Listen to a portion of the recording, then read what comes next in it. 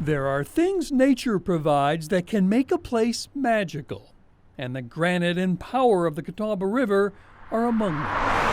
A century and a score of years ago, some enterprising businessmen saw that and built a mill on open land in Caldwell County. It was an old-fashioned cotton mill, and all the workers came from nearby fields. They were farmers. Sherry Hartsoe Sigmund knows that because she not only grew up in Rhodhiss, she spent a few years researching this new book. 35 to be exact.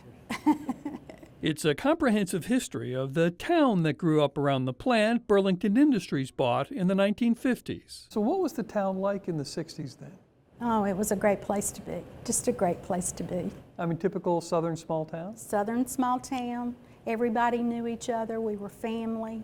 A family of 900 that the plant employed just after World War II, and Ted Hartley was part of it. If you weren't working at the Burlington plant, there wasn't much point of being in Rhodhiss. That's right, that's about it. Okay. Carl Compton was what they called a loom fixer at the plant. Started in 1961 directly out of high school. Burlington Industries had a reputation for making the finest materials. It's 100% nylon. And did so at a time when America was exploring new frontiers. Do you remember watching the moon landing? I do.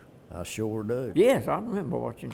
That was a great thrill for us. That put us on the map. Oh, there was such a sense of pride. Everybody in the town was abuzz about it. That's one small step for man. Well, they were abuzz a week or so later. One giant leap for mankind.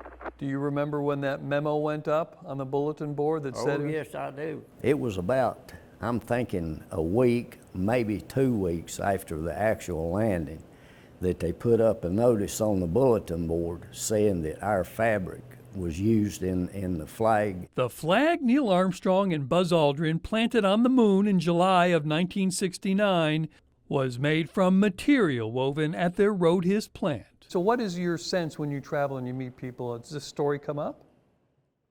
Not really. Most people don't even know where Rhodhiss is.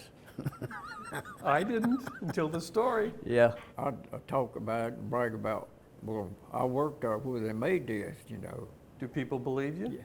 Yeah, well, they look at you kind of funny. But if you pay attention as you come into town, you'll see it's right there on their logo. Of course, as time passed, so did Rhodhiss' moment in the sun. Sherry's father, Boyce Hartsoe, was among those who worked at the plant when Burlington closed it in 1983. It really hurt us bad, you know, when they closed the plant. That was really hard to take. When they closed the plant, they essentially closed the town. Yeah, they did.